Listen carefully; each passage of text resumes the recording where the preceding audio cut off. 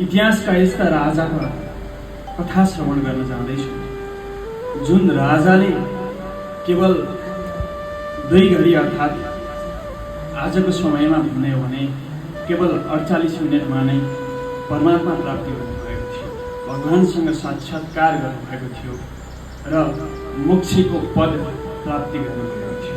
आज हामी त्यस्ता राजाका महिमा श्रवण गर्दैछौँ। हामी सामान्य मान्छेलाई लाग्छ जो भक्ति मार्गमा हिँड्दै गरेका छौँ, जो साधना मार्गमा हिँड्दै गरेका छौँ, जो परमात्मा प्राप्तिको मोक्ष प्राप्तिको आत्मबोधको मार्गमा हिँड्ने गरेका छौँ, हिँड्ने तयारी गर्दैछौँ, तपाईँ हामी सबैको मनमा सम्भवतः एउटा प्रश्न आउन सक्छ के त भन्दा साँच्चीकै यो परमात्मा प्राप्ति परमात्मासँग साक्षात्कार गर्न कति समय लाग्दो? यो प्रश्न सायद तपाईँ हामी सबैको मनमा होला, होइन?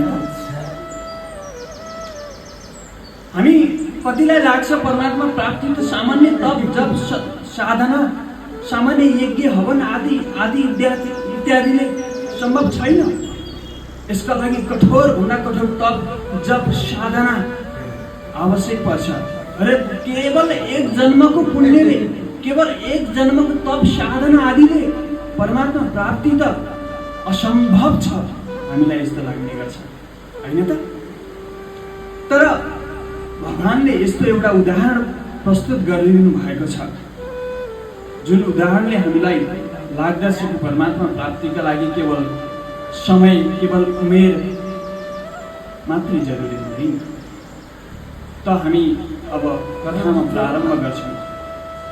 एक समय थियो, अयोध्याका चक्रवर्ती सम्राट राजा खटवाङ थिए, जो मर्यादा पुरुषोत्तम रामचन्द्र भगवानका पूर्वज पनि हुनुहुन्छ।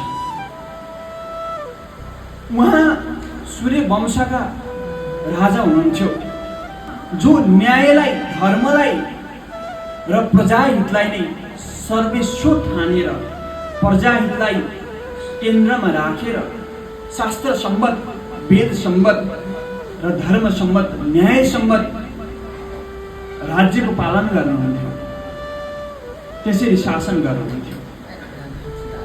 उहाँ यति पराक्रमी हुनुहुन्थ्यो कि राजा खटवाङको महिमा पुरा 3 लोकमा अत्यन्तै प्रचलित थियो। राजा खटवाङ 3 लोकमै अत्यन्तै सुशोभित हुनुहुन्थ्यो। तर एकपटक यस्तो भयो, देवासुरको लडाईँ चर्कियो। देव र असुरहरू बीच धेरै लामो समयसम्म द्वन्द्व चल्यो, लडाईँ चल्यो, युद्ध चल्यो। देवताहरू दानवको शक्तिसँग लड्नलाई लड्दै थिए, तर कमजोर महसुस गर्न थाले। कतै युद्ध त हारिने होइन, युद्ध हारियो भने त पुरा पृथ्वीमा, त्रिलोकमा, सृष्टिमा हाहाकार मचिन्छ, कष्ट आउँछ भन्ने कुरा जब देवताहरूलाई महसुस हुन थाल्यो, तब देवताहरू ब्रह्माजीकोमा गएर स्तुति गर्न लाग्नुभयो र स्तुति गर्दै भन्नुभयो कि हामी त कमजोर बन्दैछौँ, हामीलाई यस्तो प्रतीत हुँदैछ कि हामी युद्ध हार्नेवाला छौँ। त ब्रह्माजी कुनै मार्ग निर्देशन गरिबक्सोस्। त ब्रह्माजीले आफ्नो ध्यान दृष्टिबाट हेरेर राजा खटवाङको विषयमा सारा वृत्तान्त बताउनु भयो। राजा खटवाङको महिमा गुणगान उहाँले सारा देवताहरूमा सुनाउनु भयो। राजा खटवाङको यस्तो पराक्रम थियो, जो युद्ध कौशलमा यति दिग्विजय हुनुहुन्थ्यो कि उहाँलाई पराजित गर्न असम्भव थियो। तो यो खालको राजा खटवाङको महिमा सुनिसकेपछि ब्रह्माजीको आज्ञा अनुसार सारा देवी देवता देवराज इन्द्र सहित अयोध्या पुग्नुभयो र अयोध्या पुगेर राजा खटवाङलाई सारा वृत्तान्त बताउनु भयो, सुनाउनु भयो। राजा खटवाङ जो परहितका लागि वेद सम्मत, शास्त्र सम्मत शासन गर्ने गर्थे। उहाँलाई देवताहरूको जुन आग्रह थियो कि हामीलाई युद्धमा सहयोग गर्नुहोस्, तपाईँको सहायता हामीलाई आवश्यक छ भने सुनेपछि बडो प्रसन्नताका साथ राजा खटवाङले युद्धमा साथ दिने वचन दिनुभयो र सोही वचन अनुरूप राजा खटवाङ युद्ध मैदानमा होइने भयो। कालान्तरमा अन्ततगत्वा उनी राजाको पराक्रमको बलमा देवताहरूले सो युद्ध जित्नुभयो, दानवहरू पराजित भए। जब युद्ध समाप्त भयो तत्पश्चात सारा देवी देवताले राजा खटवाङलाई स्वर्गलोक लिएर गए। स्वर्गलोकमा उहाँको राम्रोसँग अतिथि सत्कार भयो। तत्पश्चात सारा देवी देवता प्रसन्न भएर राजा खटवाङसँग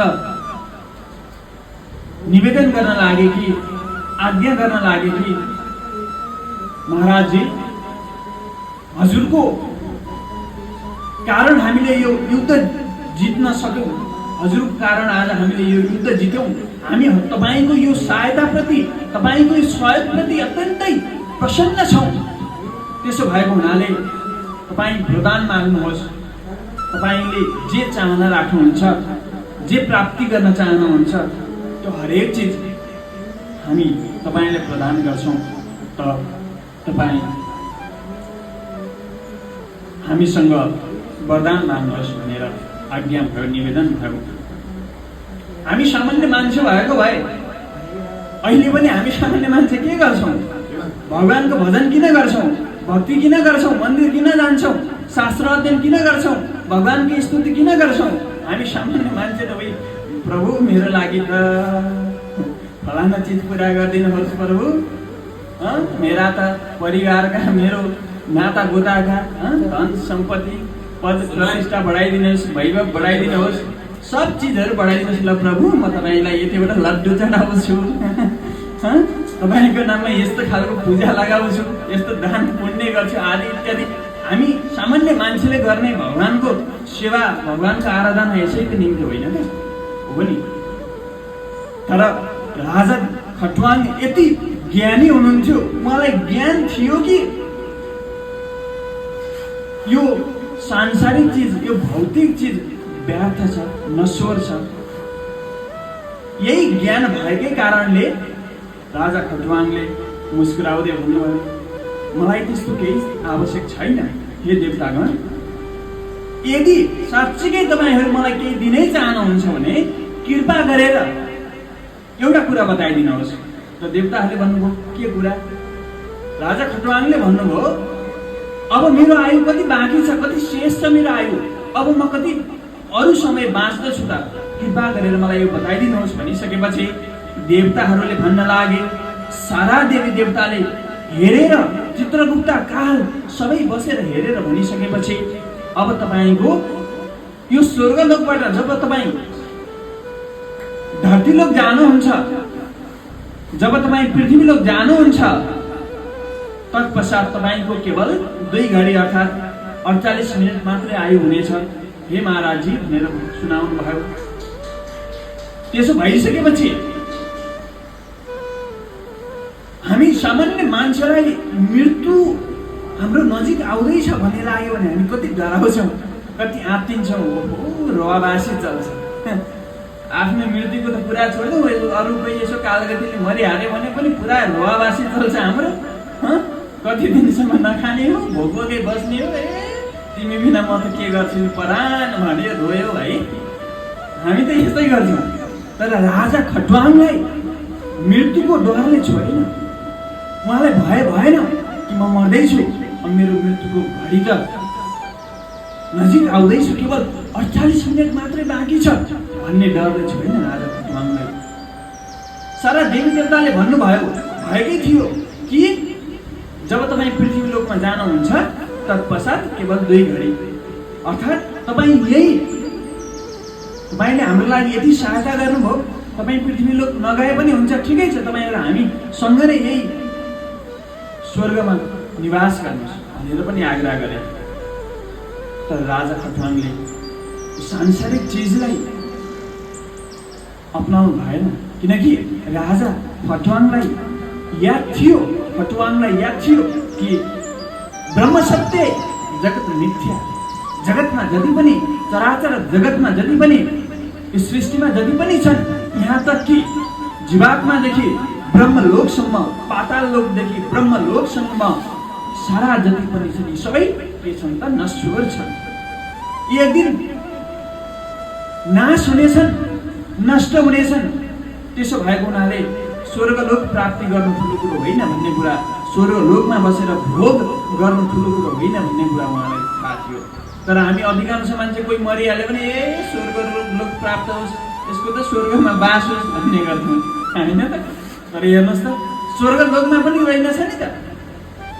कसैलाई देवी देवताले ल तपाईँ स्वर्गलोकमा बस्नुहोस् भन्दा होइन, म त स्वर्गलोकमा बस्दिनँ, यो नश्वर छ भन्दा रहेछ। तर हामी अज्ञानको कारणले स्वर्ग जान पाए हुन्थ्यो भनेर कर्म गर्छौँ जिन्दगीभर। त्यसो भएको हुनाले यो सबै कुरा सुनिसकेपछि राजा खटवाङ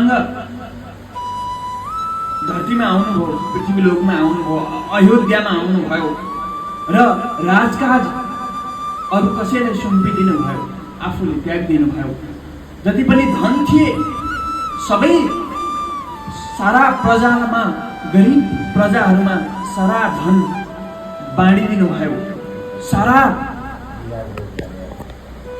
सुख, सारा आनन्द, सारा वैभव, सारा चिज, सारा मोह, सारा आसक्ति सबै त्याग गरिदिनु भयो। र के गर्नुभयो त भन्दा केवल श्रीहरि नारायणको भजन गर्न थाल्नुभयो। उहाँको राजा खटवाङले हामीले ख्याल गर्नुपर्ने मूल कुरो के छ भने राजा खटवाङले सारा आसक्ति, सारा मोह त्यागेर दत्तचित्त भएर, एकचित्त भएर केवल आफ्ना सारा इन्द्रियहरूलाई आफ्नो बसमा नियन्त्रण गरेर, आफ्ना मनोवृत्तिहरूलाई, आफ्ना चित्तहरूलाई, सारा चिजलाई नियन्त्रणमा राखेर तन, मन, वचन, बुद्धि सारा चिज परमात्मामा लगाउनु भयो। तत्पश्चात केवल 48 मिनट पनि पुरा हुन पाएको थिएन, साक्षात् श्रीहरि नारायण विष्णु उहाँलाई दर्शन दिनलाई प्रकट हुनुभयो र उहाँले भगवान श्रीहरि नारायणको साक्षात्कार गर्नुभयो र अन्ततः उहाँले मुक्ति प्राप्त गर्नुभयो। त्यसो भएको हुनाले